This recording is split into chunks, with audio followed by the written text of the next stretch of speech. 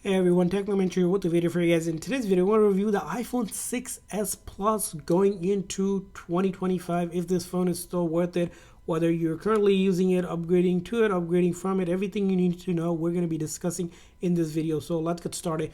So the iPhone 6s Plus here was released back in 2015. Now going into 2025.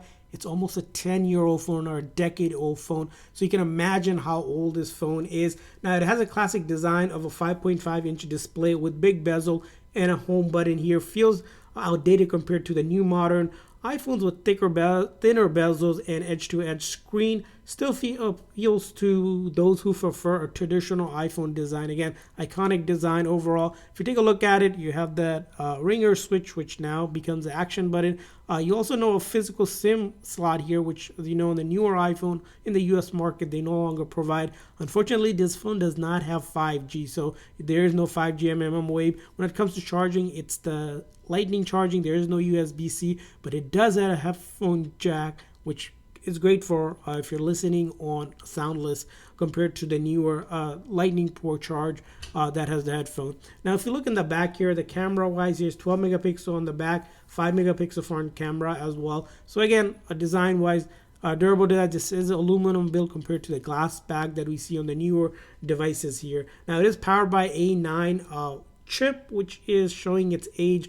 Good for basic text like texting, calling, some social media, and light browsing. That's going to be what the A9 can provide, but struggles with demanding apps, game, and doesn't get any feature update aside iOS 15. Now, we briefly mentioned that the camera here, we have, again, 12 megapixel on the back, front is a 5 megapixel, so it takes decent photos in good lighting, but lacks features like night mode. You don't have other features such as you know, for it to be having like portrait mode, spatial audio, cinematic mode, all of those newer features on it. When you're recording, you're doing 10.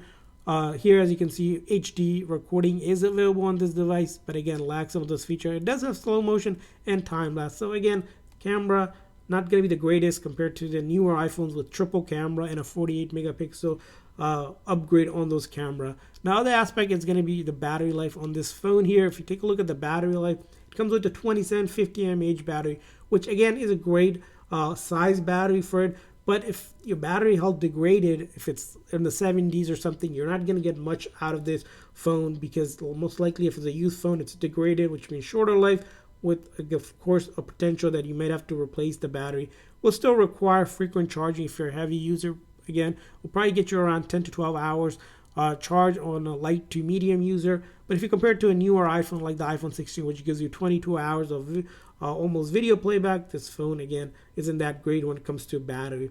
Now, when it comes to the software update, we mentioned as well, it does, again, does go up to iOS 15. You can get iOS 16 on this device again, but again, great for this phone. It has gotten a lot of major updates. So if you try to go to update here, right, you won't be able to update to iOS 16. Only iOS 15 security update that comes out once in a while. Now we're on iOS 18. That means it's 3 generation behind on the major upgrade, which is probably going to be the biggest reason why this phone is not going to be worth it going into 2025 because of the limited security updates that you get, and newer apps are not compatible. You'll notice if you go to the App Store here, try to download something newer, like for example, if you try to download the ChatGPT app as an example, right, you won't be able to get that app because it's going to say not compatible on this device, and some other apps as well. Now, some of the popular apps still run surprisingly. So in terms of the last thing you probably discuss about this phone, it's going to come down to your price point. So this phone, you can get it around $50-$60 probably on sites like Amazon, which because Apple no longer sells it. So again, really cheap device in terms of the price point for the basic uses of it, which comes up final considering this phone is worth it or not in 2025. We're going to have to say no, although if you simply currently have it and use it for just simply calling, texting, and light browsing and some app usage, sure, it's worth it if you don't want to spend some money on getting a newer device for your purposes.